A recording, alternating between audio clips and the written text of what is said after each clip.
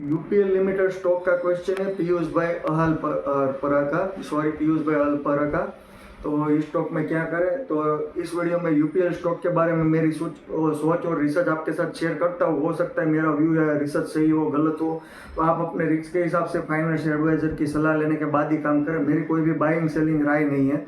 तो उससे पहले मैं एक अपडेट दे देता हूँ। मेरा जो medium term swing trading group है, जिसमें मैं अपनी स्टॉक रिसर्च आपके साथ शेयर करता रहता हूँ, जिसमें मैंने आपके साथ मैस्टेक 2600, 2700, 2800 हर लेवल पर अपडेट दिया था। तो आज मैंने 2950 पे प्रॉफिट बुक करवाया। वैसे 3050 तक गया था, लेकिन अभी मैंने 2950 पे प्रॉफिट बुक करवाया, अराउंड 10% का प्रॉफिट बुक। तो इसमें अगर आप जुड़ना चाहो तो पहले कोई भी फीस नहीं है, लेकिन प्रॉफिट जब होता है तब आपको as per trust basis profit sharing करना है, प्रॉफिट का 10%। तो अगर आप जुड़ना चाहते हो तो मुझे 9825681491 पे व्हाट्सएप या कॉल कर सकते हो। अब यूपीएल का एनालिसिस मैं आपके साथ रखता हूँ। जो ये कामकाज है, ये एग्रो केमिकल के रिलेटेड वर्ल्ड की 5th लार्जेस्ट कंपनी है, यानी इसको आप मार्केट लीडर कंपनी भी गिन सकते हो। कंपनी की मार्केट कैप 44,000 करोड़ है, अभी 579 पर चल रहा है। 10 सालों का एवरेज सेल्स ग्रोथ 15% है, 10 सालों का एवरेज आरओई 10% से 10 सालों का एवरेज ऑपरेटिंग प्रॉफिट 18% है। ये तीनों बाबतें अच्छी है। बाकी डेप्ट टू इक्विटी 1 टाइम्स है, तो डेप्ट ज़्यादा है कंपनी में, तो ये एक थोड़ा सा नेगेटिव पार्ट है। बाकी सभी बाबत अच्छी है। और कंपनी का रिजल्ट में देखें, सेल्स, क्योंकि एग्रोकेमिकल की कंपनी है और कमोडिटी का प्राइस कभी अप डाउन होता रहता है और मांग भी अप डाउन होती रहती है, तो उस हिसाब से कभी रिजल्ट इसके अच्छे आते हैं, कभी खराब आते हैं। तो आपको चारों क्वार्टर का मिला के इसमें देखना पड़ेगा। चारों क्वार्टर आप देखो तो कभी 9000 करोड़ का सेल्स आता है, कभी 14,000 करोड़ का भी हाईएस्ट आता है। ओवरऑल चार क्वार्टर का मिला हो तो अराउंड 4300 करोड़ का सेल्स हो रहा है, अराउंड अभी 10% का ऑपरेटिंग प्रॉफिट मार्जिन है, अराउंड 4100।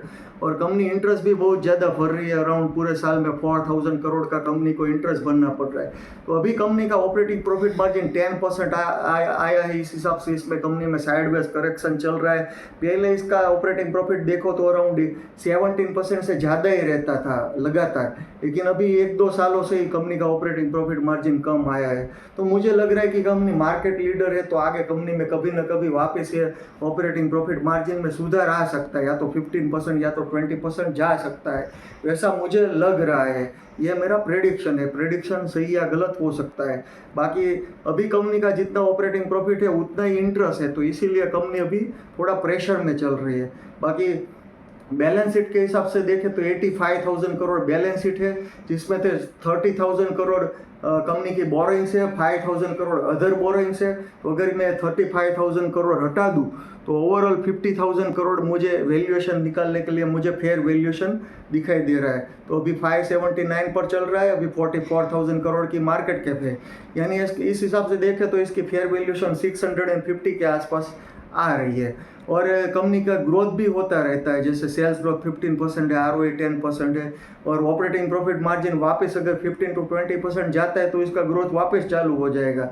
तो बैलेंस शीट का 2 टाइम्स भी जा सकता है, तो उसके हिसाब से 1 लाख मार्केट कैप बन रही है। और अगर 20% ऑपरेटिंग प्रॉफिट मार्जिन इसके लगातार पिछले 10 सालों के एवरेज है, तो बैलेंस शीट के 3 टाइम्स भी वैल्यू हो सकती है। लेकिन उसके लिए ऑपरेटिंग प्रॉफिट मार्जिन इसका 20% लगातार टिकना चाहिए, तो 1.5 लाख करोड़ मार्केट कैप भी बन सकती है। मुझे कम से कम वैसे 2 गुना तो होता हुआ दिखाई दे रहा है, लेकिन मेरी कोई गारंटी नहीं है, सिर्फ मेरी एनालिसिस है।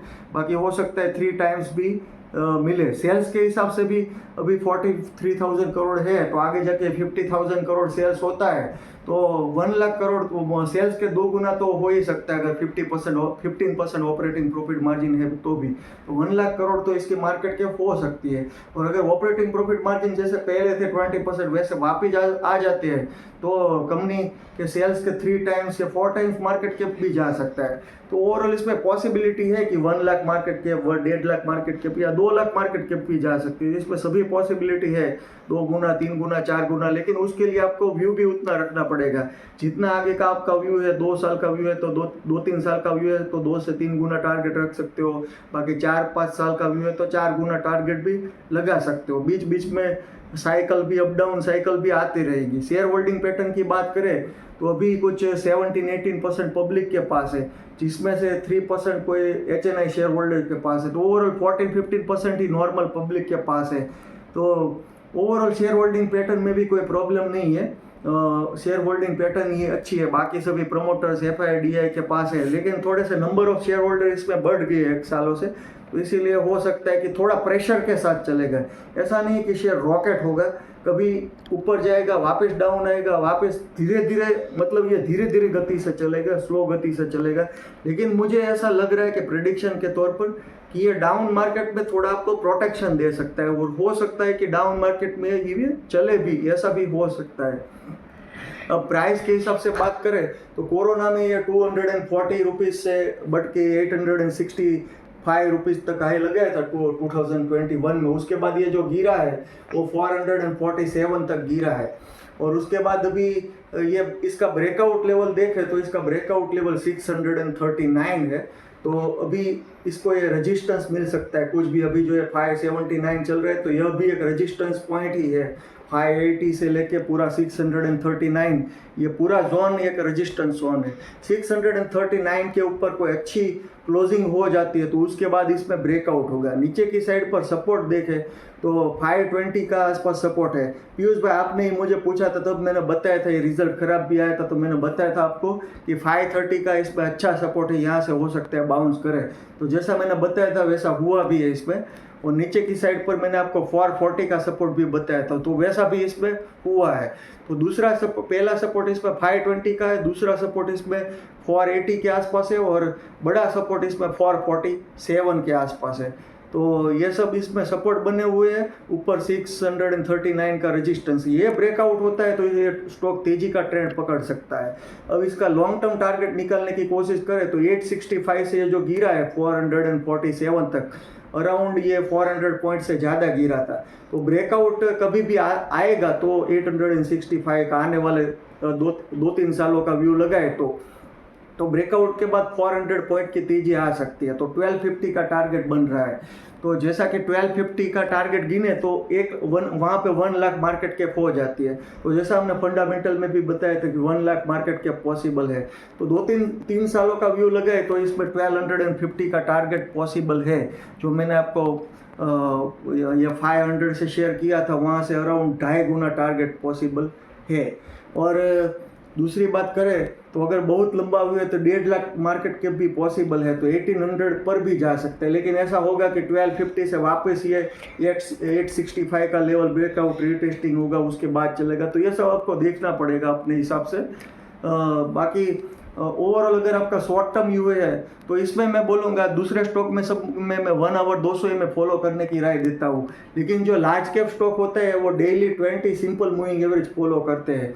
तो आप अगर इसमें शॉर्ट टर्म का व्यू है तो डेली 20 सिंपल मूविंग एवरेज को फॉलो कर सकते हो। मार्केट के आखिर में 3:15 के अगर इसके ऊपर है तो आप रख सकते हो, और वो डेली के 20 मूविंग एवरेज के नीचे है तो आप निकाल सकते हो। ओवरऑल मैंने long term, short term, medium term सभी के हिसाब से मैंने रिसर्च आपके साथ शेयर की है। अब डिसीजन आपको अपने रिस्क के हिसाब से लेना है। Thank you friends.